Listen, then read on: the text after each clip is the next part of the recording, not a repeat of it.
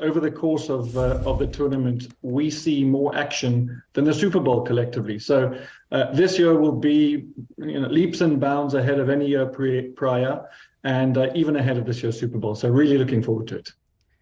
That was BetMGM CEO Adam Greenblatt just a few weeks ago telling us that March Madness was likely to be the biggest yet for sportsbook operators. Now with the Final Four set and no top three seeds remaining for the first time since 1979, the betting numbers appear to be playing out just as Greenblatt had predicted right here in Yahoo Finance. Well, Josh Schafer is here with more on that story. Josh, I know you've been looking into the numbers. How big of a home run has this tournament been? Yeah, Shauna, so I took a look today at New York because that's the best weekly numbers that we get, and you can see the numbers from the first weekend. And when you take a look at New York, we'll start with BetMGM specifically and their hold percentage. So the hold would be what the gambling operator holds after paying out losses and promotions. You can see it over doubled this year from about 3%, a little over 3% last year to 8%.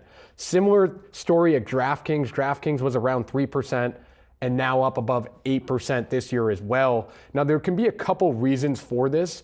One of them is we've seen the sportsbooks be successful at getting same-game parlays and live betting more active. Gamblers are worse at those bets, so the house wins more.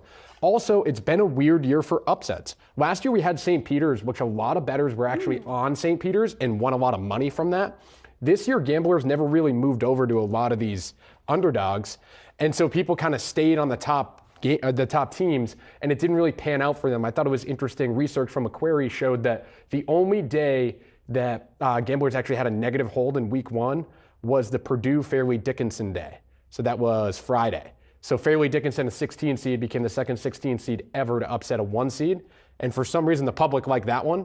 But then when you fast forward to Saturday, Sunday, when some of the less popular upsets happen, like Princeton moving on, or even FAU moving on, bettors just haven't been attracted to those upsets, so it's really working out well for the books right now. Yeah, all the futures bets are on the likes of Texas or Alabama or UCLA or even Duke. The top 10, Dave. Nobody. The top 10 bets at Caesars Sportsbooks were all number 3 seeds or higher or Duke.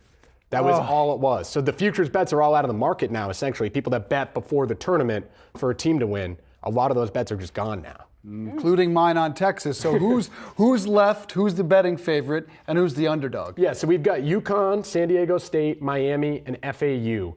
And UConn is the favorite, coming in at minus 135 to win 2 games, which I should point out for those that don't gamble, that is pretty crazy price for UConn. Heavy favorite there. But you can see how those numbers have sort of come down. FAU was a plus 40,000 to win the national championship this year.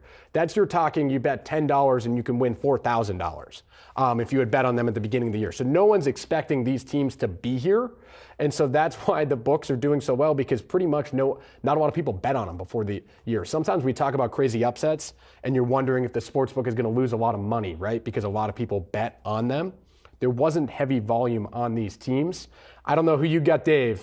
I'm going to go UConn. I know that's a safety pick. It's a boring pick. There we go. It's not a good bet. There's no money to No, make. I wouldn't bet on it. I might take them spread, though, in a couple of these games. They'll probably be favored pretty heavily. But I think they've played the best. They played great. I was in the Garden on Saturday.